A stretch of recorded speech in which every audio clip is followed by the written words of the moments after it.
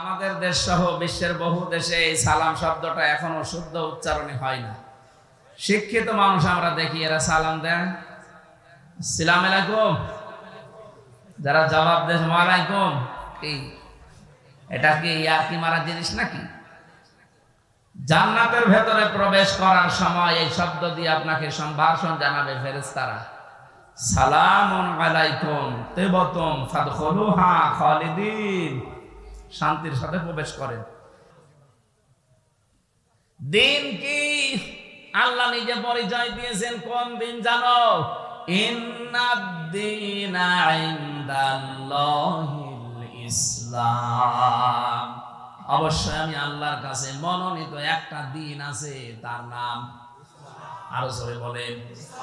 এটা ছাড়া কোন দিন আমার কাছে গ্রহণযোগ্য না। আমাইয়াবতাগি গায়রাল ইসলাম দীনান ফালা ইউকবাল মিন। কেউ যদি ইসলাম বাদ দিয়ে অন্য কোন দিন দিয়ে আমি আল্লাহকে রাজি খুশি করতে চাই, জীবনেও তার কোনো কিছু কবুল হচ্ছে না, হবে না। এখান থেকে প্রমাণ হয় ৪৫০০ দিন এই পৃথিবীতে আছে, একটাই মাত্র দিন আল্লাহর কাছে মনোনীত ইসলাম। ইসলামের বাইরে যত দিন আছে, ধর্ম আছে, একটা দিয়েও আল্লাহকে পাওয়া যাবে না। দুনিয়া আমরা কিচ্ছু না পাই, ইসলাম যেহেতু পেয়েছি শুকরিয়া আদায় করেন আলহামদুলিল্লাহ। কিয়ামতের ময়দানে শুধু ইসলাম যারা মেনেছে তাদেরকে জান্নাত দেবে। বাকি ওই যে ৪৫০০ যে দিন আছে, একটার জন্য জান্নাত নেই। এটা যেহেতু রেকর্ড হচ্ছে সারা বিশ্বে, কালকে বিভিন্ন ভাষায় ছড়িয়ে যাবে। আহ্বান জানাচ্ছি, বিবেকটা কাজে লাগান। আপনারা অন্যান্য কিতাবগুলো দেখেন। আমি কোরআনে কারিমের এই আয়াতগুলো যে মানুষগুলোকে পড়তে দিয়েছি, যশোরের এক অধ্যাপককে দিয়েছিলাম, সরকারি কলেজের হিন্দু, বিসিএস ক্যাডার।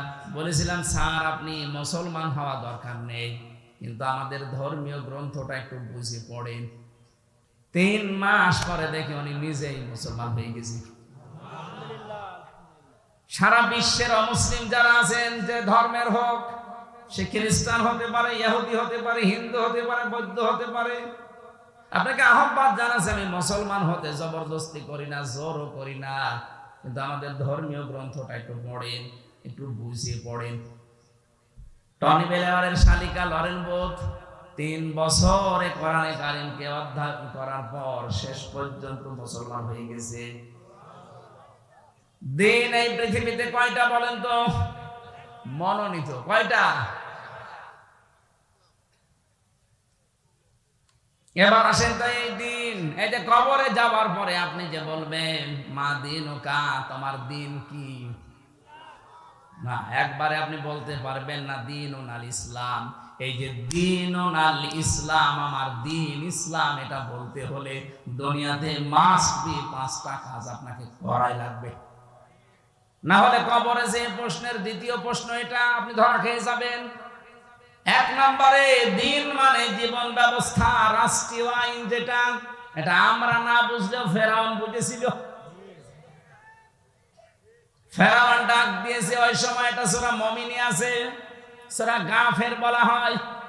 ২৬ নম্বর আয়াতে আল্লাহ জানিয়েছেন, ওয়াকালা ফিরআউনু দারুনি আকতুল মূসা ওয়ালিয়াদু রাব্বা ইন্নী আখাফু আইয়ুবাদদিলা দীনাকুম ইলা আখিরি আয়াত। ফেরাউন ডাক দিয়েছে, আমাকে ছেড়ে দাও, আমি মূসাকে হত্যা করব, সে তার রবকে ডাকুক। আমি ভয় পাচ্ছি, আশঙ্কা করছি সে আমার দিনকে পাল্টিয়ে দেবে। এখানে দিন মানে রাষ্ট্রীয় আইন। দিন মানে কি?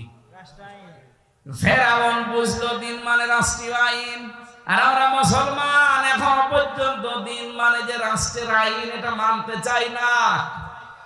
আর এগুলো রাষ্ট্র থেকে বাদ দেওয়ার পায় তারা চলছে। এক কথা বলে না কেন? দিন মানে রাষ্ট্রীয় আইন, এটা যতদিন পর্যন্ত বাংলাদেশে কায়েম না হবে, ন্যায় বিচারের নাম শুনবেন, ন্যায় বিচার দেখতে পাবেন না। আমার হাকামা বিহি আদালা, যারা কোরআন দিয়ে বিচার ব্যবস্থা কায়েম করবে, তারা ন্যায় বিচার কায়েম করতে পারবে। আমরা তো এইটাই চাচ্ছি বাংলাদেশে। শুধু মুখে বলি উড়িয়ে মানুষকে ধোঁকা দিয়ে বোকা বানিয়ে রাখবো না।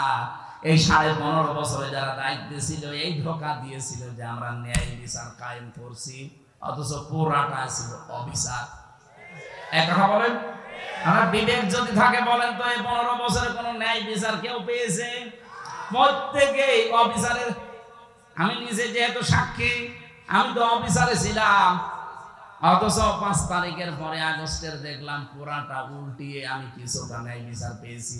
আমার শুধু মামলা থেকে অব্যাহতি দেয়নি, শুধু জামিন দিয়ে শেষ করেনি, বলেছে একেবারে ডিসমিস করে দিলাম। অথচ এই মামলাটা এতদিন ওই জজের কাছে ছিল। তারপরও তো কোরআনে কারিমের বিধান এখনো কায়েম হয়নি। কায়েম হলে দেখবেন একটা মিনি জান্নাত হয়ে যেত বাংলাদেশটা।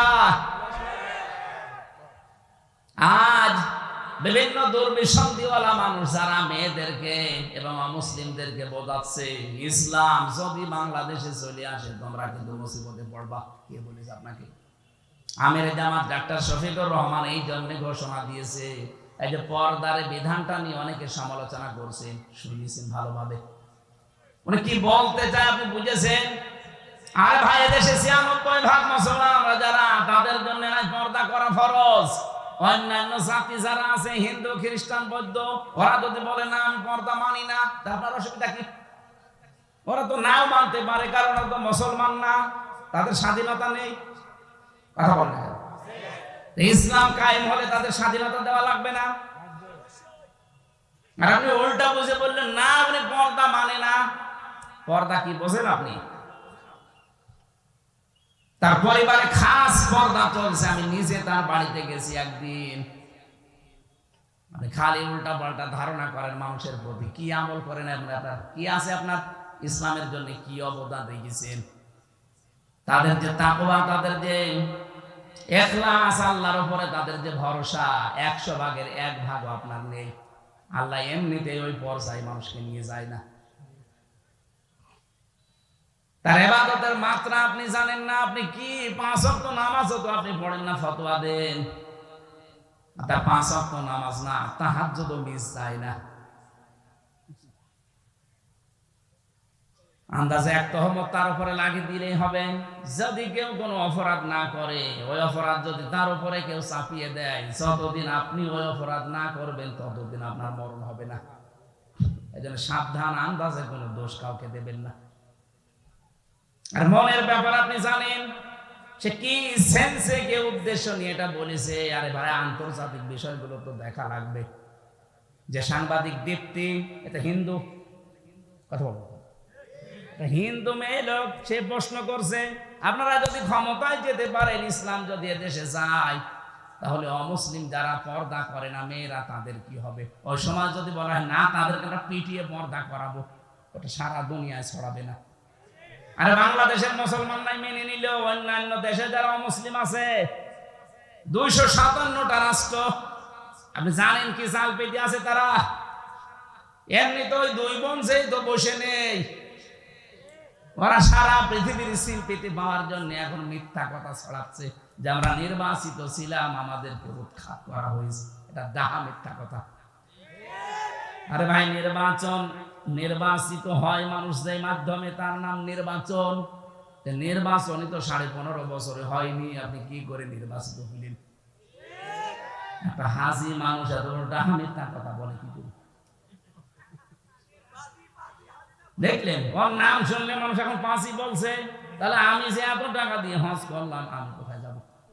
এই কারণেই তো বলছি, আমার গায়েও লাগছে। আপনি এমন মিথ্যা আর বলবেন না যেন আপনার কারণে আমরাও দোষী হয়ে যাই। দরকার হয় হাজি নামটা কেটে দিন। কথা বলেন এখন। আপনি আবার যদি আসতে পারেন, আবার ওই ভুল ধরবেন। বিশাল এক পট্টি মাথায় দিয়ে, হাতে তসবিহ নিয়ে হাজি নামটা ব্যবহার করে বলবেন আমি উমরা করে আসলাম। আপনারা এবারের মতো আমার সুযোগ দেন। এই ডাহা মিথ্যা কথা এই দেশের মানুষ বহুদিন প্রতারিত হয়েছে, এখন আর হবে না। নবীজির হাদিস মনে রাখবেন, লা ইউফলিহা কওমুন আলাউ আমরাহুম ইমরাতুন, বুখারী শরীফের হাদিস। নবীজি বলেন ওই জাতি কখনো সফল হচ্ছে না, হবে না যে জাতির নেতৃত্বে কোনো মহিলা বসে আছে। এই জন্য 53 বছর নেতৃত্ব যারা দিচ্ছে, আর আমাদের কপাল পুড়ে গেছে, নষ্ট হয়ে গেছে। আমরা এমন মানুষকে সামনে নিয়ে নেতৃত্বে বসিয়েছি যে মানুষ নেতৃত্বে যাওয়াই জায়েজ নেই। সুতরাং আমরা সাবধান হব, কোনদিন যেন আমাদের এই দেশে কিয়ামতের আগে কোন মহিলা নেতা হতে না পারে। পুরুষ মানুষ আসুক, সে চাচা এরশাদের মতো হোক, তাও ভালো। কথা বলছেন এখন? দরকার সকালে এক কথা বলবে, বিকালে এক কথা বলবে, তারপরও ভালো। মেয়ে লোক আসতে পারবে না। আপনি তাকান না কেন আমেরিকার দিকে, জাতে মাতাল হলো তাহলে ঠিক আছে। আজ পর্যন্ত তারা কোন মহিলাকে চেয়ারে বসায়নি। এক কথা বলছেন না? অথচ নারী অধিকার নিয়ে তারা দেখেন মুখ ফাটাচ্ছে, বুক ফাটাচ্ছে। কমলা হ্যারিস কি মহিলা? তারে দেয়নি, দিয়েছে ট্রাম্প। সে যাই হোক তারে দেবে, সে পুরুষ মানুষ।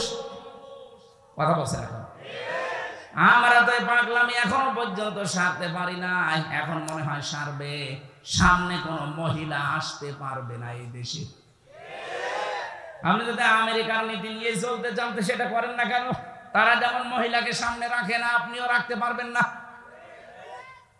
আমরা চাই যারা রাজনীতি করছেন, আপনি আপনার দলকে বলেন যে ভাই আমি রাজনীতি করছি, করব, কিন্তু মেয়ে লোক যেন সামনে না আসে। লা ইউফলিহা কওমুন ওয়ালাউ আমরহুম ইমরাতুন। কখনো ওই জাতি সফল হচ্ছে না, হবে না। নবীজি গ্যারান্টি দিচ্ছে কোনদিন মিথ্যা হতে পারে? আমরা কার ভরসায় আছি? উনি এখনো পর্যন্ত যদি বলে আমি আসতেছি, লিস্ট করে রাখো, আপনি আসবেন কি করে? আপনাকে তো চেয়ারে বসানো যায় না। কথা বলে না কেন? আমি এটা বলতাম না, বলছি এই কারণে মিথ্যা কিছু তথ্য ফেসবুকে মানুষ ছড়িয়ে বিভ্রান্ত ছড়াচ্ছে। গত পরশুদিন আমি ছিলাম সেই মৌলভীবাজার, ওখানকার এসপি সাহেব আমাকে বলছিলেন যে কথাটা মানুষকে জানাবেন, ফেসবুকের কোন তথ্য নিয়ে মানুষ যেন আন্দাজে উন্মাদনায় না ভোগে। এটার দ্বারা বিশৃঙ্খলা তৈরি করেছে মানুষ এই মিথ্যা তথ্য দিয়ে। এগুলো অধিকাংশ ছড়াচ্ছে বাইরের এই দাদা বাবুদের দেশে কিছু মানুষ আছে। তারা কয়েকদিন আগে সিঙ্গাপুরে, মালয়েশিয়া আছে হোটেলে, যেখানে উঠে দেখি আল্লাহর ওলি বেরিয়ে আসছে। কি গো, দোয়া করেন। 5 তারিখের আগে ওরা পালিয়ে ওখানে বসে আছে। যে হোটেলে গেছি দেখি 2-4 জন আল্লাহর ওলি আছে। কি করবে এখন? 3 মাস 4 দিন হয়ে গেল, কোল কিনারা পারছে না। এখন ফেসবুকের মাধ্যমে ওরা বাইরে থেকে এই বিভ্রান্ত গুলো ছড়াচ্ছে, যেন মানুষ উশৃঙ্খল হয়ে দেশে একটা হট্টগোল বাঁধিয়ে দেয়, আর বহির্বিশ্ব যেন দেখে যে না, আগেই ভালো ছিল। যেন আমরা শক্ত হাতে এটা দমন করতে চাই। ফেসবুকের কোন কথা বিশ্বাস করে ওখানে পা দিয়ে আপনি বিশৃঙ্খলা করলে আপনি নিজের পায়ে নিজে কোড়াল মারবেন। পৃথিবীর ইতিহাস কি বলে? আজ পর্যন্ত কোন পলাতক যারা পালিয়েছে, ওরা ফিরে এসেছে, আপনি একটা দেখান তো। চেঙ্গিস খান, হিটলার, এটা কি 850 বছর আগে যিনি পালিয়েছে, লক্ষণ সেন, কই ফিরে আর আসেনি, কবরে চলে গেছে। তাকে পুড়িয়ে ফেলেছে। যেহেতু অন্য ধর্মের মুসলমান দাবি করে যদি আপনি পালিয়ে যেয়ে থাকেন, আপনিও বিশ্বাস করতে পারেন ফিরে আসা এই পৃথিবীতে সম্ভব না, ফলে ইতিহাস পাল্টিয়ে যাবে। পলাতকরা কোনোদিন ফিরে আসে না, কারণ জানে যে আমরা অপরাধী। হেলিকপ্টারে আসার সময় আমি পাইলটকে বলছিলাম, এই যে আপনি দরজাটা লাগিয়ে দিলেন, হুক মাত্র, হুকটা একটু ছুটে গেলেই তো নিচে পড়ে যাবে, হুজুর হাত দিয়েন না। হাত দিয়ে যদি হুকটা খুলে যায় তাহলে কিন্তু সত্যি পড়ে যাবে। মাঝে মাঝে ওই সময় আমার মনে হচ্ছিল, আল্লাহ, 2 বোন একসাথে পালিয়ে গেল, যদি হুকটা একটু খুলে যেত। একটু হুক খুলে গেলে হয়তো বাংলাদেশের যে কোনো এক জায়গায় পড়ে যেত। কথা বলছে না, মানুষ পিটিয়ে মেরে ফেলতো।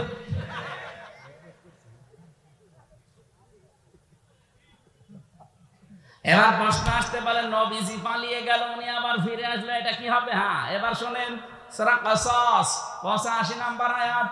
নবীজি যখন নিজের ঘর থেকে বের হয়ে কাবা শরীফ পার হয়ে রাউহা নামক স্থানে ওই জায়গায় দাঁড়িয়ে কাবার দিকে তাকিয়ে নবীজি বলেছিলেন, কাবা, বড় শখ ছিল তোমার খেদমত করব, কিন্তু তোমার নিষ্ঠুর সন্তানেরা আমারে থাকতে দিল না।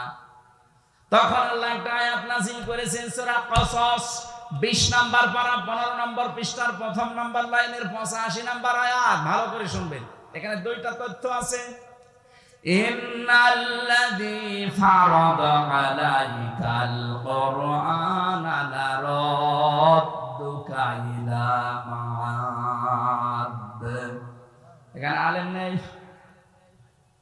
শব্দটা কি দেখেছেন?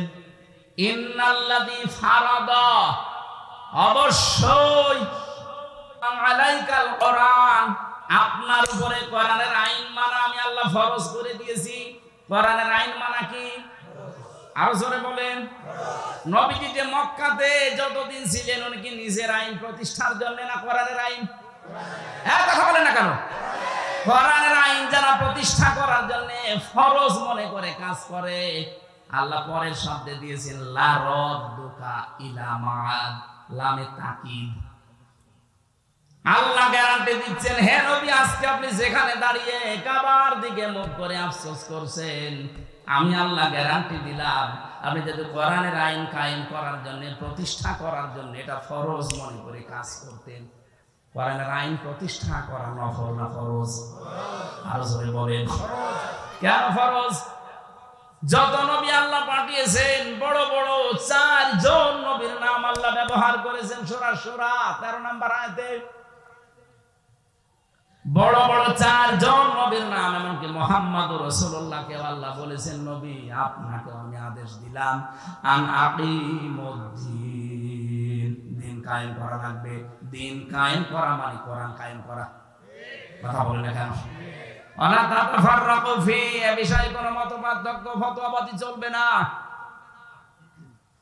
এই আয়াতগুলোর দ্বারা প্রমাণ হয়, কোরআনের আইন যারা প্রতিষ্ঠার জন্য চেষ্টা চালাবে, এই মানুষগুলো যদি বাধ্য হয় দেশ ত্যাগ করতে, হিজরত করতে, চলে যেতে, আল্লাহ গ্যারান্টি দিয়ে বলেছেন, অবশ্যই আপনাকে আমি এই জায়গায় আবার ফেরত নিয়ে আসবো।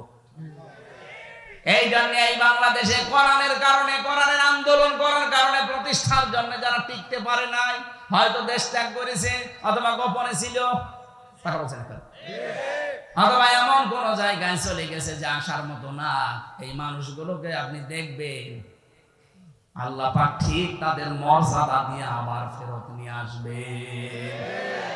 লা রাদ্দুকা ইলা মাআদ, অবশ্যই আমি আল্লাহ ফেরত নিয়ে আসবো আপনাকে। এর বাস্তব প্রমাণ মাওলানা আবুল কালাম আজাদ, ওই যে দাঁড়িয়ালাটা, এই কথা বলছেন না? মিথ্যা মামলা বাচ্চু রাজাকার নাম দিয়ে চালিয়ে দিয়েছিলেন। যারা বন্দী অবস্থায় ছিল কোরআনের কারণে, এদেরকে আল্লাহ জনগণের কাছে ফিরিয়ে দিতেন, আপনারা যদি ঔষধ দিয়ে মেরে না ফেলতেন। কোরআনের পাখে যদি সত্যি আর একটা বছর হায়াত পেত, আমি যদি ঔষধ দিয়ে, ইনজেকশন দিয়ে মেরে না ফেলতেন, আমি তো তার সাথে ছিলাম, একদিনের জন্য হলে দেখা হয়েছিল আমার। যদি সত্যি আপনারা এই মিথ্যা ধোঁকাবাজি করে তারে বললেন, চলেন আপনাকে হাসপাতালে নিয়ে যাব, হাসপাতালে নিয়ে যাব, কি বলেছিলেন? জেলার পরের দিন আমাদেরকে বলেছে ওনার অসুস্থ, হাসপাতালে নিয়ে গেছে, অথচ উনি নিজে জানে না যে উনি অসুস্থ। কি কায়দা দেখেছেন? বলছে আপনি অসুস্থ, আপনাকে হাসপাতালে নিয়ে যাব। উনি বলছে, কই, আমি তো ভালো আছি। বলছে, না, আপনি অসুস্থ।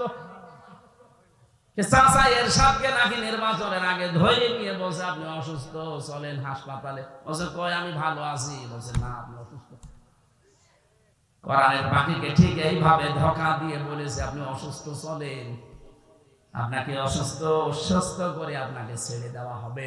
পরিবারস্থ লোক বাইরে অপেক্ষা করছে, এই জন্য উনি হাসিটা দিয়েছিলেন। উনি মনে করেছেন, আমি তো বাইরে চলে যাচ্ছি, আমার পরিবারের লোক, আমার দলের লোক, আমার দেশের লোকের সাথে দেখা হবে। তো শয়তানরা যে ফাঁক পেতে রেখেছিল, ইনজেকশন দিয়ে ওনারে বিদায় করে দিলেন, নয়তো আল্লাহ অবশ্যই কোরআনের এই ময়দানে তাকে আবার ফিরিয়ে নিয়ে আসতে। আনন্দিত আজকে, আমরা খুশি, কারণ এই আয়োজন কোরআনের সাথে। কিসের সাথে? কোরআন বাদ দিয়ে যদি শুধু হামজা আসতো, আসতেন আপনারা? না, قل بفضل الله وبرحمته فبذلك فليفرحوا هو خير مما يجمعون। নবী আপনি বলুন, তামাম দুনিয়া যা গেইন করে যাবে, যা কিছু অর্জন করে আনন্দ করে, এগুলো একটাও আনন্দের বিষয় না। এইদিকে তাকান, এগুলো একটাও আনন্দের বিষয় না। যা পেয়েছে মানুষ, যা পাবে সব অস্থায়ী, আজ আছে কাল নেই। আপনি কত বড় বড় মহারথীকে দেখতে পাচ্ছেন না? এখন মাঝায় দড়ি দিয়ে তাদেরকে নিয়ে যাওয়া হচ্ছে, অসহায় হয়ে গেছে। আজকে আমি ফারুক খানের দিকে তাকালাম, কি অসহায় লোকটা, অথচ দা পড়ছিল কি তার না। এই জন্যই তো আমি আসতে চাই না। ওরে ধরে পিটান না কেন? ওরে ধরে পিটান, মাথায় মনে হালকা তার কাটা আছে ছাতা।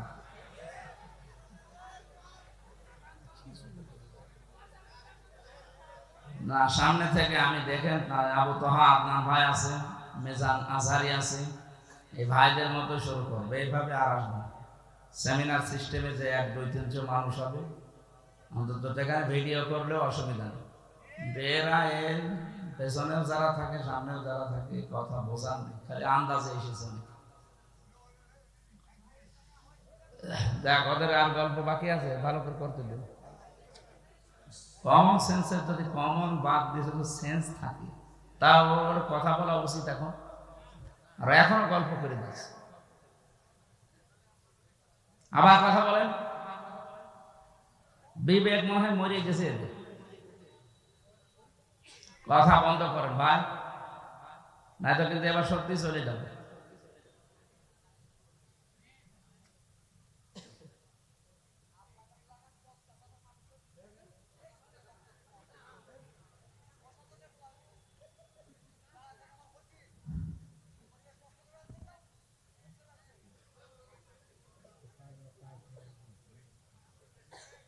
হচ্ছে না, এখনো হয়নি। একেবারে নিস্তব্ধ হওয়া লাগবে। আল্লাহর ঘোষণা শুনতে হবে, চুপ থাকতে হবে। চুপ থাকলে কথা আসে কোত্থেকে? যত বড় গুরুত্বপূর্ণ কাজ, ইশারা ছাড়া যদি আবার কেউ কথা বলেছে, আপনি আল্লাহর এই বাণীকে ওভারটেক করছেন। আপনার মতো মানুষ এখানে থাকলে আরো গুনাহ হবে। থাক, যে যেভাবে আছে থাক। আর এইগুলো সামনে থেকে আজকে শেষ, এদের কালকে থেকে এদের আর হবে না, বন্ধ করে দেবো। এদের জন্য খুব ঝামেলা করছে। কথা বন্ধ করো ভাই।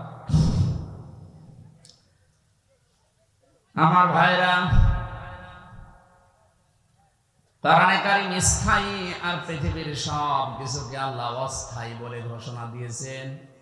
আল্লাহ শুধু এতটুকুই বলে শেষ করে দেননি, আমাল হায়াতুদ দুনিয়া ইল্লা মাতাউল গুরুর। রব্বুল আলামিন বলেন, পৃথিবীর মানুষেরা, দুনিয়ার জীবনটা কিন্তু খেল তামাশা, এটা ধোঁকা। এটা যে কত বড় ধোঁকায় আমাদেরকে ফেলে রেখেছে, এখনো পর্যন্ত আমরা টের পাইনি। আপনি মনে করছেন না আমার সম্পদ ধোঁকা, মানে হ্যাঁ। আপনার ছেলে মেয়ে ধোঁকা, মানে হ্যাঁ, এটাও ধোঁকা। আপনার স্ত্রী ধোঁকা, মা বাবা পর্যন্ত ধোঁকা। পৃথিবীর এমন কোন জিনিস নবীজি এবং আল্লাহ বাদ দেয়নি যেটা ধোঁকা বলেননি, প্রত্যেকটাই ধোঁকা।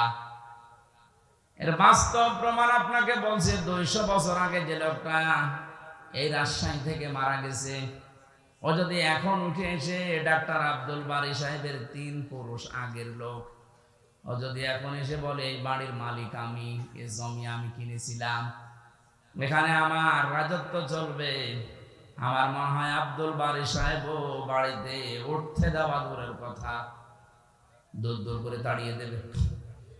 কিসের পরদাদা পরদাদা আপনি? আপনাকে আমি চিনি না। আপনার যদি জায়গা না থাকে, থাকার মসজিদের বারান্দা খোলা আছে, ওখানে থাকেন গা। কথা বলেন, এটা বলবে নাকি আমি বানাচ্ছি? এইটাই বাস্তব। 200 বছর আগে ওনার পূর্বপুরুষ যারা চলে গেছে, আমি তো 3 পুরুষের নাম জানি।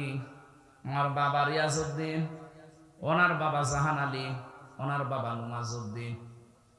এরপরে আমি জানি না।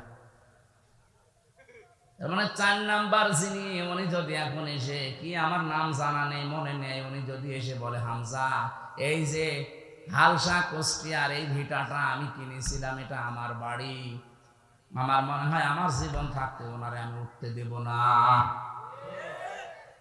আপনি ভণ্ডামি কথাবার্তা বাদ দেন। যদি থাকতেই হয়, গ্রামে মসজিদ আছে, বারান্দায় রাতটা থেকে সকালে ফোটেন, আপনার এখানে কোনো জায়গা নেই। এই হচ্ছে দুনিয়া।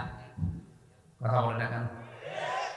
এই ধোঁকায় পড়ে থেকে যদি আমার বিশাল আখিরাতটা নষ্ট হয়ে যায়, আমার মতো পাগল এ পৃথিবীতে আর কেউ নেই। আমি নিজে সহ যারা এসেছি, আমরা যারা পাগলামি না করি, আমরা সবাই পাগল হয়ে আছি। একটা ধোঁকা।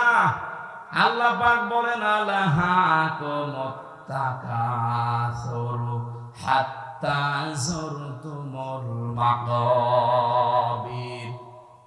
বেশি বেশি পাওয়ার জন্য মানুষ মহা অন্ধ হয়ে আছে।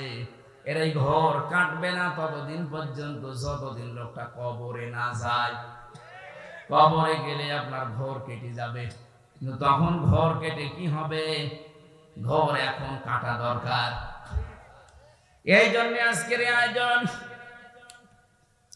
আমার তেলাওয়াতকৃত আয়াতে আল্লাহ এই কথাগুলোই জানিয়েছেন। যদি আমরা একটা আয়াতের 3 ভাগের 1 ভাগ পড়েছি, আমার এই মাথার ভেতরে আয়াত সম্পর্কে যত তথ্য আছে, আমার জীবন শেষ হয়ে গেলেও এত কথা বলে শেষ করা যাবে না। এত কথা আল্লাহ দিয়েছেন। তাফসীরুল কোরআন মাহফিল লিখে দিয়েছেন, আমরা তাফসীর আকারে কথা বলবো ইনশাআল্লাহ। সুতরাং দুনিয়াতে যে যাবে আনন্দে আছে, আত্মহারা হয়ে আছে, থাক, আমি যেন পাগলামি না করি। কথা বলেন ঠিক কিনা? কারণ আমি যেটা পেয়েছি এটা আল্লাহর কাছে শ্রেষ্ঠ সম্পদ। এটার নাম কোরআন। এটার নাম কি? আরো জোরে বলেন। এই কোরআনে কারিমের ৬,২৩৬ আয়াত আছে। এটা নির্ভরযোগ্য আর প্রসিদ্ধ। আমরা সবার মুখে মুখে যেটা শুনি ৬,৬৬৬ না, এটা গণনা করে আপনি পাবেন না। ৬,২৩৬ এইটাই সত্য, এটা নির্ভরযোগ্য। রাব্বুল আলামিন এতগুলো আয়াতের মাত্র একটা আয়াতের 3 ভাগের 1 ভাগে আমাদের আহ্বান জানিয়েছেন, ইয়া আইয়ুহাল্লাযীনা আমানু, ওহে যারা ঈমানের দাবি করো তাদেরকে বলছি, খুব মায়া মহব্বত নিয়ে তোমাদেরকে ডাক দিয়েছি। 850 কোটির উপরে মানুষ এখন দুনিয়ায়। সবচেয়ে বেশি মানুষ বাস করে খ্রিস্টান ধর্মে। 2য় নম্বরে আমরা আছি, 200 কোটি আমরা, আর 230 কোটি খ্রিস্টান। বাকি অন্যান্য জাতিরা আছে অল্প অল্প। 4,500 ধর্মের মানুষ এই দুনিয়ায় এখন বাস করছে। 4,500। কত? তাম দুনিয়া মিলে 257টা রাষ্ট্র আছে, তার ভেতরে বাংলাদেশ একটা। 257টা রাষ্ট্রে 4,500 ধর্মের মানুষ বাস করে। এর ভেতরে 57টা মুসলমান রাষ্ট্র, বাকিগুলো আংশিক আংশিক আছে। আমেরিকা 100 ভাগের 70 ভাগ খ্রিস্টান বাস করে, বাকি অন্যান্য জাতি আছে। আমাদের দেশে 100 ভাগের 96 ভাগ মুসলিম বাস করে, বাকি অন্যান্য জাতি আছে। আমাদের তুলনায় অন্যান্য জাতি যেরকম সীমিত, দুর্বল তারা। অন্যান্য দেশে যারা আমাদের অবস্থা, সিঙ্গাপুরে মাত্র 100 জনের 5 জন মুসলমান, বাকি 95 জন অমুসলিম। এতগুলো রাষ্ট্রের এতগুলো ভাষা, এতগুলো ধর্ম। আল্লাহ রাব্বুল আলামিন আমাদেরকে যেই ধর্মে, যেই নীতিতে, যেই দিনে, যেখানে প্রবেশ করতে জানিয়েছেন, 850 কোটির ভেতরে মাত্র 200 কোটিকে আল্লাহ এখানে সম্বোধন করেছেন, ইয়া আইয়ুহাল্লাযীনা আমানু, ওহে যারা ঈমানের দাবি করো। আল্লাহ খুব ভালোবেসে আমাদেরকে ডাক দিয়েছেন। আল্লাহর মুখ থেকে এই কথাটা পড়া কোরআনে 89 বার এসেছে। কতবার? 89 বার আল্লাহ আমাদেরকে এই নামে ডাক দিয়েছেন। তাহলে ইমানদার, অন্যান্য যাদেরকে ডাক দিয়েছেন ইয়া আইয়ুহান নাস বলেছেন, কিন্তু শুধুমাত্র ইমানদার যারা তাদের ক্ষেত্রে এই শব্দটা আলাদা। যেহেতু এই শব্দ আলাদা, তাহলে বুঝতে হবে এর ভেতরে অনেক কিছু লুকিয়ে আছে।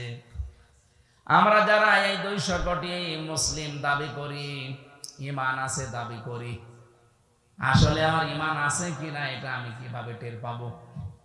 বড় জুব্বা আমার মতো গায়ে দিলে, সুন্দর টুপি মাথায় দিয়ে, হাতে তসবিহ নিয়ে, বুকের ভেতরে কোরআন নিয়ে, আমার ইমান আছে না? নবীজিকে সাহাবী জিজ্ঞাসা করলেন, ইদা সাররাতকা হাসানাতুকা ওয়া সাআতকা সাজ্জিয়াতুকা ফাআনতা মুমিন।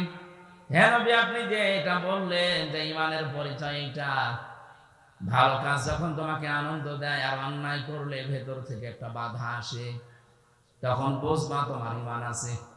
রাজশাহীবাসী নিজের দিকে প্রশ্ন করে বলেন তো, ভালো কাজ সত্যি আপনার ভালো লাগে? অন্যায় কাজ দেখলে আপনার ভেতর থেকে একটা বাধা আসে?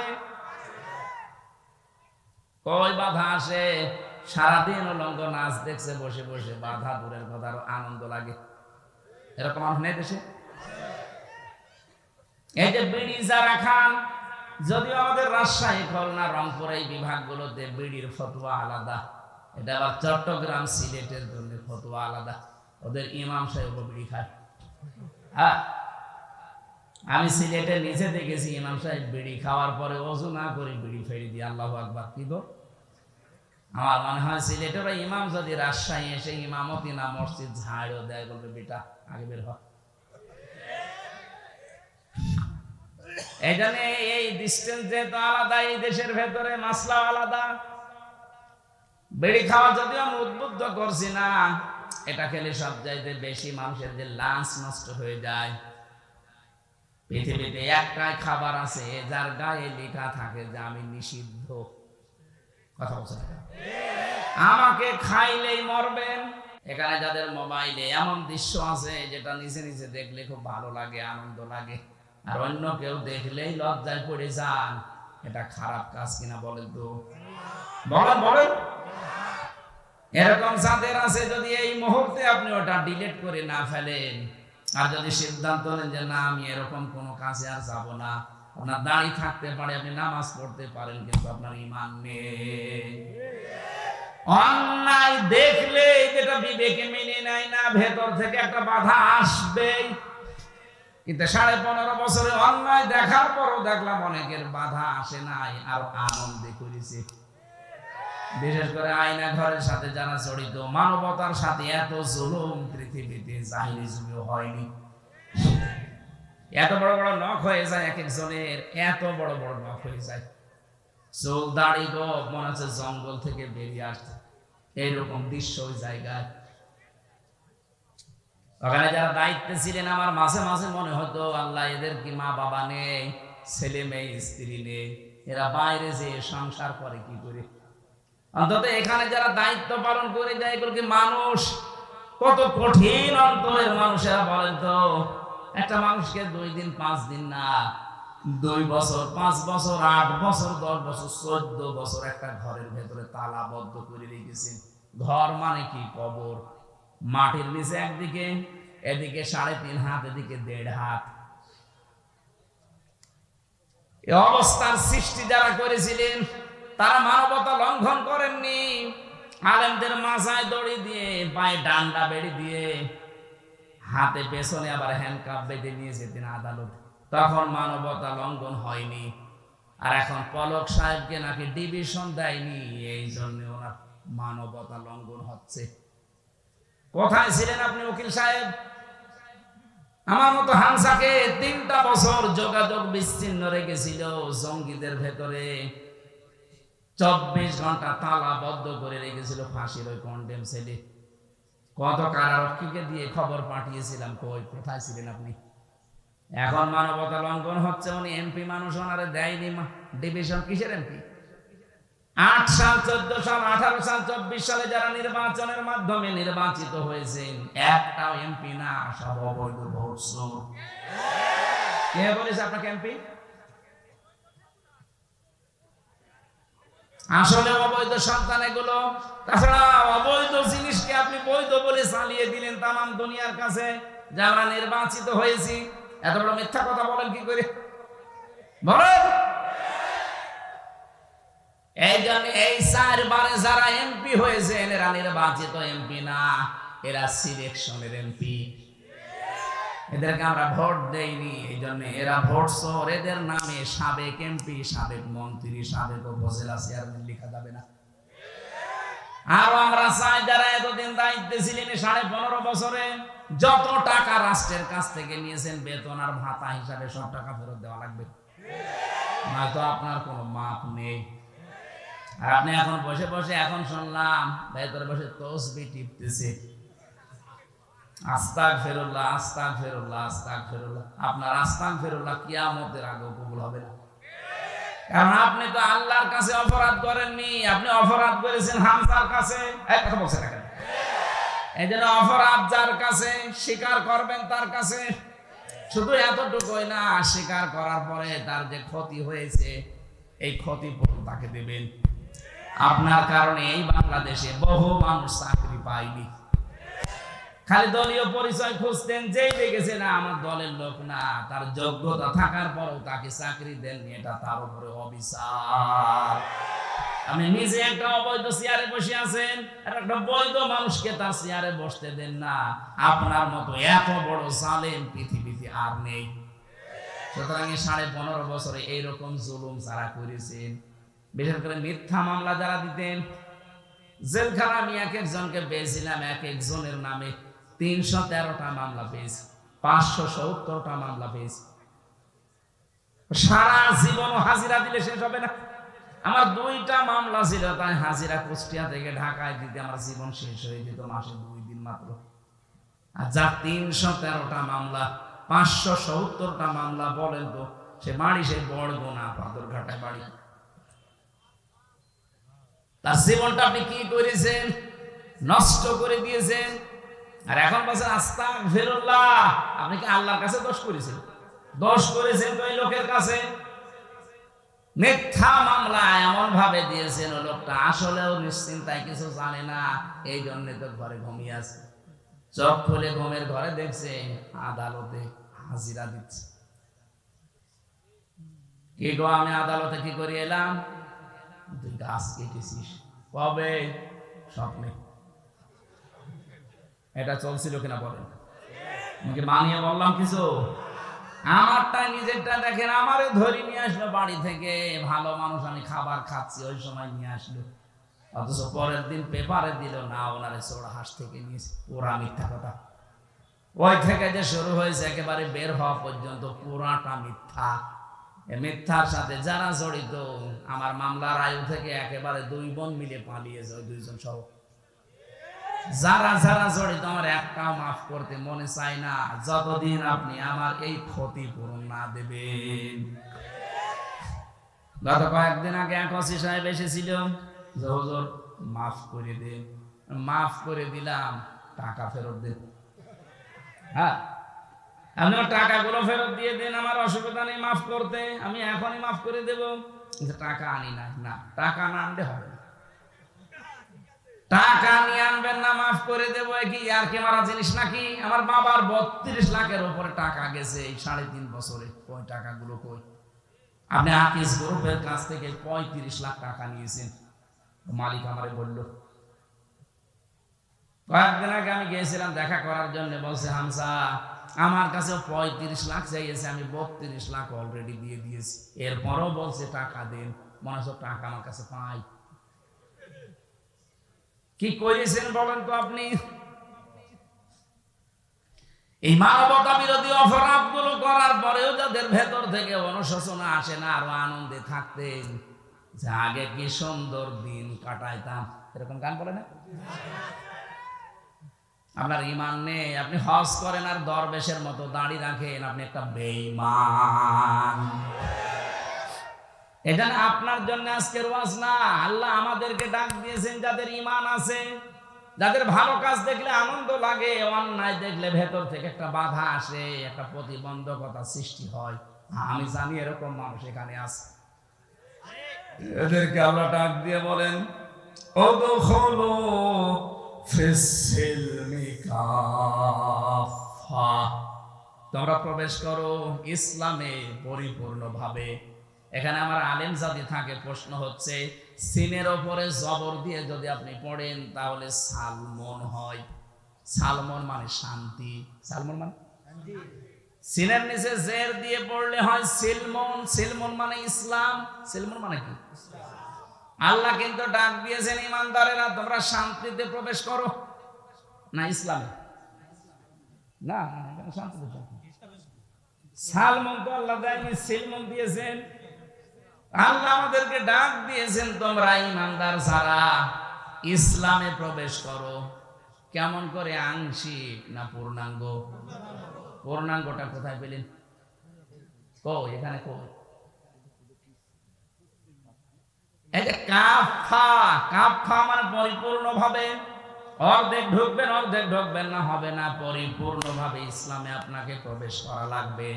এখন আমার প্রশ্ন, আমি যে ইসলামে পরিপূর্ণ প্রবেশ করেছি আমি কিভাবে টের পাবো? আমার টের পাওয়া লাগবে না? আমার তো বোঝা লাগবে যে আমি ইসলামে আল্লাহর এই কথা শোনার পরে পরিপূর্ণভাবে প্রবেশ করেছি। আমি যতগুলো তাফসীর মিলিয়েছি, মুফাসসিরিন ইকরাম বলেন তুমি যদি দেখো তোমার এই প্র্যাকটিক্যাল লাইফে জীবদ্দশায় 5টা কাজ তোমার ভেতরে পাওয়া যাচ্ছে, তাহলে বুঝবা যে আমি ইসলামে পরিপূর্ণ প্রবেশ করেছি।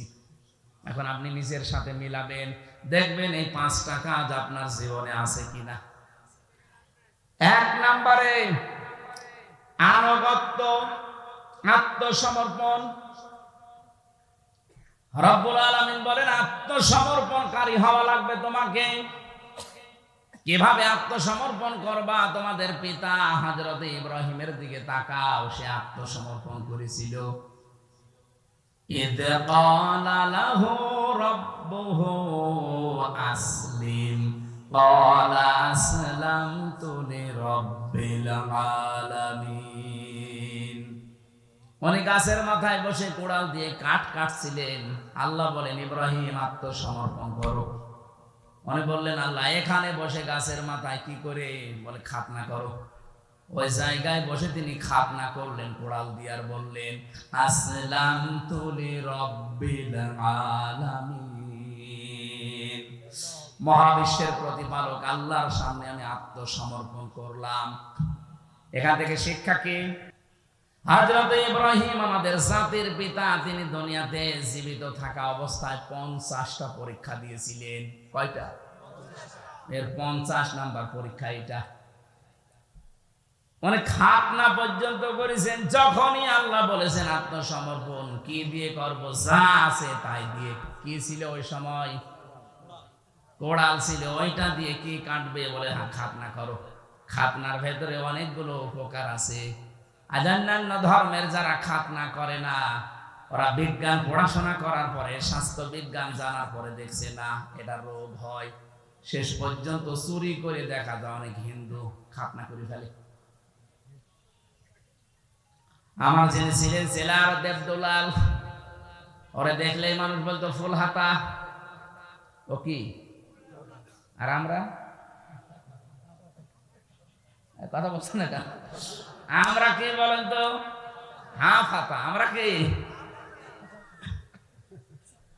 ওরা ছিল ফুল হাতা। ফুল হাতা যেগুলো দেখেন, এইগুলো আজ দেশকে অস্থিতিশীল করার জন্য, অশান্ত করার জন্য অনেক চেষ্টা চালাচ্ছে। আমার মনে হয় এদেরকেও ধরে হাফ হাতা করে দেওয়া দরকার। আমরা যারা হাফ হাতা আছি তাদের দ্বারা কিন্তু কোনো সমস্যা হচ্ছে না। ফুল হাতা যেগুলো, এরা মাঝে মাঝে কাদের কল কাটিতে যেন ইশারায় যেন উলট পালট চেষ্টায় আছে। এই চিন্তা ভাবনা থেকে বের করার জন্য এদেরকেও হাফ হাতা করে দেওয়া লাগবে। হযরত ইব্রাহিমের সুন্নাত এটা, এখান থেকে শুরু হয়েছে খাতনা করা। আমরা অনেকে মনে করি এটা না করলে মনে হয় মুসলমান হবে না। না করলে মুসলমান হবে না তা না। এটা ইব্রাহিম আলাইহিস সালাম নিজে দেখিয়েছেন যে আমার নিজের বলতে আর কিচ্ছু ছিল না। আল্লাহ গাছের মাথায় বসে বলেছিল করো, আমি তাই করে ফেলেছি। এবার এটা করার পরে তার প্রথম কাজ কি? আপনি যে আত্মসমর্পণ করলেন, কার সামনে করবেন, কিভাবে করবেন, আল্লাহ পরের আয়াতে জবাব দিচ্ছেন। সূরা বাকারা 131 132 নম্বর আয়াত, ওয়া ওয়াসা বিহা ইব্রাহিম বানিহি ওয়া ইয়াকুব ইয়া বানিয়া ইন্নাল্লাহা আসতাফা লাকুমুদ-দীন ফালা তামুতুন্না ইল্লা ওয়া আনতুম মুসলিমুন। সূক্ষ্ম বিষয় আছে এখানটায়, একটু ভালো করে। আল্লাহ পাক বলেন, ইব্রাহিম তোমাদের জাতির পিতা ইন্তেকালের আগে তার সন্তানদেরকে ডাক দিয়েছিলেন এবং কি ইয়াকুব আলাইহিস সালাম একই কাজ করেছিলেন। তারা বলেছিল, হে আমার আদরের সন্তান, ইন্নাল্লাহা আসতাফা লাকুমুদ-দীন, অবশ্যই আল্লাহ তোমাদের জন্য নির্বাচিত করেছেন, পছন্দ করেছেন, চয়ন করেছেন, মনোনীত করেছেন দিনকে। কাকে? দিন মানে রাতের পরে যেটা আসবে ওই দিন। বলেন বলেন। এই জন্য হিজরত যারা কোরআনের বিরুদ্ধে অবস্থান নিয়ে করে, যারা পালিয়ে যায়, তাদেরকে আর ফিরে আসার গ্যারান্টি আল্লাহ দেয়নি। কিন্তু কোরআনের কারণে কেউ যদি টিকতে না পারে, ওরা যদি হিজরত করে পালিয়ে যায়, দেশ ছেড়ে চলে যায়, বন্দী অবস্থায় থাকে, মাস দিয়ে আল্লাহ তাদেরকে ফিরিয়ে আনবে। হায়াত যদি শেষ হয়ে যায় সেটা আলাদা কথা। নবীজির যেহেতু হায়াত শেষ হয়নি, 13 বছর অত্যাচারিত হওয়ার পরে বিদায় নিয়েছিলেন হিজরত করে, কিন্তু আল্লাহ আবার সসম্মানে 10 বছর মদিনার রাষ্ট্র প্রদান করে নিয়ে এসেছেন। বলেন, তাই যদি 13 বছর অত্যাচারের পরে 10 বছর রাষ্ট্র ক্ষমতা দিতে পারে, আমরা 15 বছরের অধিক নির্যাতিত, দেশটার ভেতরে জেলখানার মতো ছিলাম আমরা প্রত্যেকেই। আমাদের তো আর মনে হচ্ছে 2 বছর বেশি হয়ে গেছে। আল্লাহ আমাদেরকেও 10 বছরের জন্য দেশটা হাতে তুলে দাও। নবীজিকে যদি দিতে পারে, নবীর উম্মত যারা, তাদেরকে আল্লাহ দেবে না? বলেন। দুর্বল যাদেরকে করে রাখার চেষ্টা করা হয়, আল্লাহর গ্যারান্টি তাদেরকে জমিনের ওয়ারিস আল্লাহ বানিয়ে দেয়। এটা সূরা কসসের 5 নম্বর আয়াতে আছে, ওয়ানুরিদু আন্নামুন্না আলাল্লাযীনা ইসতাদঈফু ফিল আরদ ওয়া নাজআলাহুম আইম্মাতাও ওয়া নাজআলাহুমুল ওয়ারিসিন। ফেরাউন যে দলটাকে কোণঠাসা করে রেখেছিল, দুর্বল করে রেখেছিল, অপমান অপদস্থ করত, আমি আল্লাহ ইচ্ছা করলাম ওই দলটার উপর একটু অনুগ্রহ করি। আমি আল্লাহ এমন অনুগ্রহ করেছি, আমি জমিনের শাসন ক্ষমতা তাদেরকে নেতা বানিয়ে দিয়েছি এবং ওই জমিনের মালিক আমি আল্লাহ উত্তরাধিকারী বানিয়ে দিয়েছি। এরা যদি আল্লাহ হাজার হাজার বছর আগে করতে পারে, ওনার শক্তি এখন আর নেই। বলেন বলেন। মাস নিয়মে আমাদেরকে দেখাবে। কোরআন আমরা 100 ভাগ বিশ্বাস করি। কেন দেখাবে? অনুমাক্কিনা লাহুম ফিল আরদ, জমিনে আমাদেরকে আল্লাহ ক্ষমতা দেবেন। ওয়া নুরিয়া ফিরআউনা ওয়া হামানা ওয়া জুনুদাহুমা মিনহুম মা কানু ইয়াহজারুন। আল্লাহ পাক বলেন, ফিরআউন, হামান এবং তার সৈন্যদেরকে আমি দেখাতে চাই, যারা সবচাইতে বেশি ভয় করত মুসার দলকে, তাদেরকে আমি ক্ষমতা দিয়ে দিয়েছি। 53 বছরে সবচাইতে বেশি প্রত্যেক জালেম এবং মুনাফিকরা ভয় পায়, না জানি যাদেরকে বেশি কোণঠাসা করে রাখলাম তারা আবার ক্ষমতায় চলে আসে কিনা। আল্লাহ পাক মনে হচ্ছে আমাদের উপরে এখন মনন করেছে। আগস্টের 5 তারিখের আগে আপনি জরিপ দেখেছেন, মাত্র 100 জনের 15 জন মানুষ চাইতে দেশে ইসলাম কায়েম হোক। 3 মাস 4 দিনের ব্যবধানে গতকালকের জরিপ দেখেছেন, 100 জনের 58 জন মানুষ এখন চাচ্ছে দেশে ইসলাম কায়েম হোক। আয়াতগুলো আমার মনে হচ্ছে বিশ্বাস যে আল্লাহ দেখাবে। কথা বলেন না কেন? আরে ভাই, মানুষের অন্তর তো আল্লাহর কুদরতি হাতে, উনি একটু ঘুরিয়ে দেবে। পারবে না উনি? এই জন্য এই মনোনীত দিন আল্লাহর কাছে ইসলাম, এটার ভেতরে আমরা যারা আছি, আপনি মনে করবেন যদি ইসলাম মানতে পারেন, তাহলে ইসলামের ভেতরে আপনি প্রবেশ করেছেন আল্লাহর এই কথা অনুযায়ী। আনুগত্য, আত্মসমর্পণ, এটা 1 নম্বরে আপনার ভেতরে পাওয়া যাবে। 2 নম্বরে ইখলাস পাওয়া যাবে। কি পাওয়া যাবে? প্রত্যেকটা কাজে আল্লাহর জন্য, মানুষ দেখানোর জন্য না। 3 নম্বরে বিশুদ্ধ আকীদা তৈরি হবে আপনার। যদিও বাংলাদেশ সহ বিশ্বে, বিশেষ করে বাংলাদেশ, ভারত, পাকিস্তান, এই 3টা দেশে জামাত ইসলামী নেই। বলেন, এই 3টা দেশে আমি গেছি, দেখেছি এই মজলুম দলটার উপরে কিছু আলেম নামধারী, আমি আলেম তাদের বলি না, কারণ তারা এদের বইগুলো পুরাটা পড়ে না, আন্দাজে ফতোয়া দেয়। এই মাজলুম দলটার উপরে আকীদার প্রশ্ন তুলে একটা বিভ্রান্তি ছড়ায় মানুষের মাঝে যে এদের আকীদা ঠিক নেই। একটা মজলুম দলের উপরে, মজলুম মানুষগুলোর উপরে এরকম মিথ্যা তহমত আপনি দিতে পারলেন, এই লোকটা যা করেছে আপনার 14 বংশ মিলে করতে পারবে না। তার এতটুকু হায়াতে যত বই লিখেছে, আপনি 10 ডবল হায়াত পেলেও 5টা বই লিখতে পারবেন না। তার যে ইসলামী অর্থনীতি যে খেদমত করেছেন, তার যে থিওরি গুলো মুশারাকা, মুদারাবা, মুরাবাহা, বাই সালাম, বাই ইস্তিসনা, বাই মুআজ্জাল, এই সমস্ত বিষয়ের ভেতরে কতগুলো তথ্য লুকিয়ে আছে। ইসলামকে অর্থনৈতিক ভাবে দাঁড় করানো কি করেছেন আপনি? খালি আকীদা খারাপ, আকীদা খারাপ। কি দেখেছেন আকীদার? আকীদা কোনো খারাপ না, কোনো মাসলা মাসাইল নিয়ে হয়তো মত পার্থক্য থাকতে পারে, এটা হবে। কেউ যদি গবেষণা করে কোন মুজতাহিদ কোন মাসলা মাসাইল উদ্ঘাটন করতে যে ভুল করে, তার একটা সওয়াব পাবে, আর যদি ঠিক করে 2টা সওয়াব পাবে।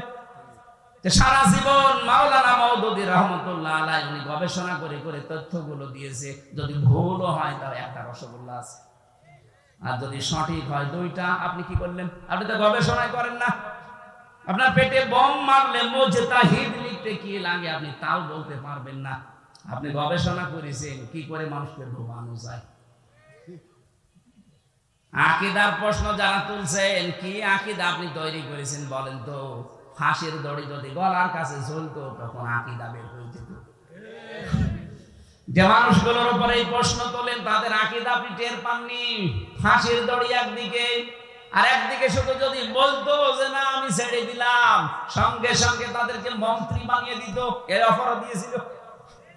কোরআনের বাহিরে জালেমরা বলেছিল আপনি ছাড় পেয়ে যাবেন, শুধু জামাত ইসলামটা বাদ দিয়ে বলবেন যে আমি নিজে আলাদা একটা দল করলাম। আপনি বলেছেন না আমি এটা মানি না, আমি কোরআন হাদিস পড়ে এইটাই পেয়েছি, আমাকে জামাতবদ্ধ হয়ে থাকা লাগবে। জামাতবদ্ধ মানে জামাত ইসলামী করা লাগবে না, আপনি জামাতবদ্ধ হয়ে থাকবেন মুসলমানদের একটা দলে, যেই দলের আকীদাতে এইটা আছে যে সার্বভৌম ক্ষমতার মালিক আল্লাহ, কিন্তু যেই দলের ভেতরে এইটা নেই যে ক্ষমতার মালিক জনগণ, সেই দল মুসলমান করতে পারে না।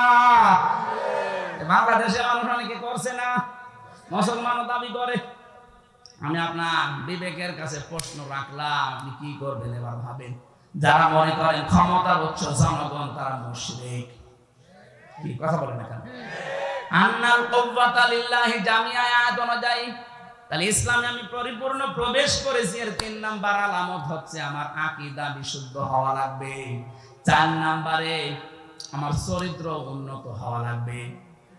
আমি নাম ধরে বলছি এই কারণে বোঝার জন্য, বাংলাদেশে যারা জামাত ইসলামী করে, যারা ইসলামী ছাত্র শিবির করে, অন্যান্য যাই হোক, ইসলামী অর্থনীতি, এই অর্থনীতির ব্যাপারে কিন্তু তারা আল্লাহর ওলি। চাইলে না পয়সায় দিতে পাবেন না। আপনি যদি দেখাতে পারেন যে 10 টাকা এখান থেকে ওখানে উল্টা পাল্টা করেছে, আমি আজকে তাদের গালি দেবো, দেখান। আর অন্যান্য দলের বলেন দরবেশের মতো মানুষ 36,000 কোটি টাকা মারি কাটি করেছে, আর বলে দাড়ি নেই। আরে দাড়ি নেই তাতে কি হচ্ছে? চাইলে না পয়সা নড়িয়েছে কিনা বলেন তো? আর দাড়ি থেকে দরবেশ কি করলো? 7টা ব্যাংক থেকে 36,000 কোটি টাকা সরিয়েছে। বাংলাদেশে 2 প্রকার চোর পাওয়া যায়, একটা সিসকে চোর আর একটা জাইদ্রেল চোর। এই ডিম মিল যারা চুরি করে, মুরগি চুরি করে, ঘালো পটল, এগুলো সিসকে চোর। আর এই যে ব্যাংক ডাকাতি করে যারা, শেয়ার বাজার লুট করে যারা, যারা বেগম পাড়া বানায়, সাহেব পাড়া বানায়, এই মানুষগুলো সিসকে চোর না জাইদ্রেল চোর? হাত কাটার কথা কি সিসকে চোর না জাইদ্রেল চোর? যারা অভাবে চুরি করে, অভাব দূর করে স্বভাব ভালো করে দাও, আর যারা স্বভাবে চুরি করে সাক্ষ্য প্রমাণ ধরা পড়লে হাত কেটে দাও।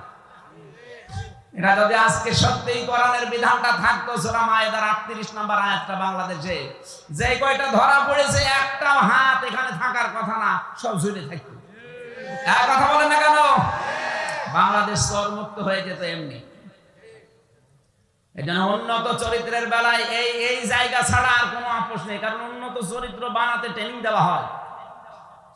আপনি আসেন 6 মাস একটু থাকেন, আপনার চরিত্র উন্নত হয়ে যাবে। চুরি কি জীবনে আপনার ভেতরে আসবেই না। 5 নাম্বার লেনদেনে স্বচ্ছ থাকা। আপনার লেনদেন স্বচ্ছ আছে? কোন দোকানে বাকি করলে জীবনে আর দোকানের সামনে দিয়ে যায় না, অন্যদিকে ঘুরে যায়। লেনদেন করছেন।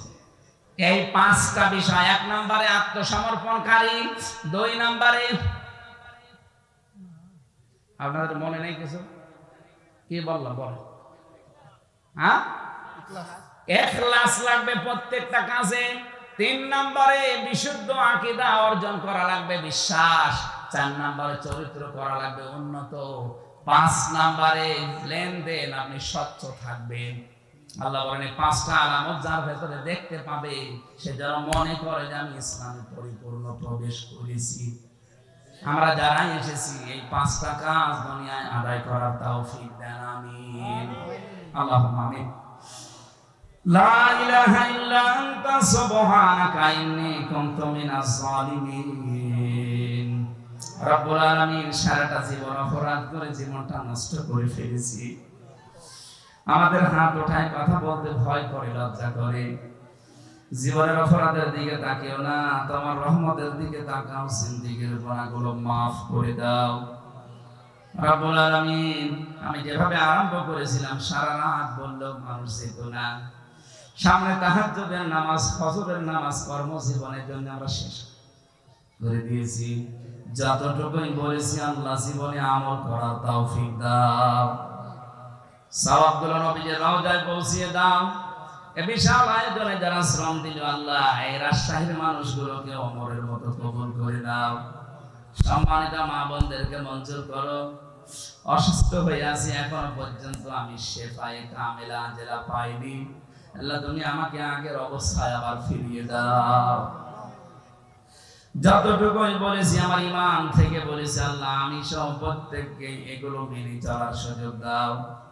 এলাকায় মাটির নিচে যারা ঘুমিয়ে আছে কবরটা জান্নাত বানিয়ে দাও। আল্লাহুম্মা গফিরলি ওয়ারহামনি ওয়াহদিনি ওয়াফিনি ওয়ারযুকনি ইয়া রাব্বাল আলামিন। আল্লাহ বাংলাদেশের পরিচিত একজন আলেম মাওলানা একেএম এনামুল হক শাফি, আমার কুষ্টিয়ার গর্বিত সন্তান, আজকে দুপুর বেলা ইন্তেকাল করেছে। আল্লাহ তুমি তাকে মাফ করে দাও। তার সারা জীবনের দিন প্রচারের দায়ী, আল্লাহর কাজগুলো কবুল করো। মানুষ হিসাবে যদি অন্যায় কিছু করে আল্লাহ তুমি মাফ করে দাও।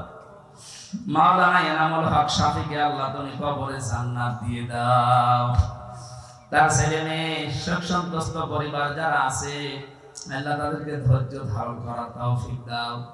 তার স্ত্রীও কবরে আছে, আল্লাহ তুমি মেহেরবানি করে তার স্ত্রীকেও মাফ করে দাও। আমি আবার বলছি, আমার কুষ্টিয়ার কৃতি সন্তান, আলেমে দিন, সারা বাংলার প্রিয় মুফাসসিরে কোরআন মাওলানা এনামুল হক শাফি, আল্লাহ তুমি তাকে জীবনের মতো মাফ করে দাও। আমরা একটা অভিভাবক হারিয়ে ফেললাম, কোরআনের পাখিও হারিয়ে ফেলেছি, আল্লাহ তুমি তাকে কবরে মাফ করে দিও।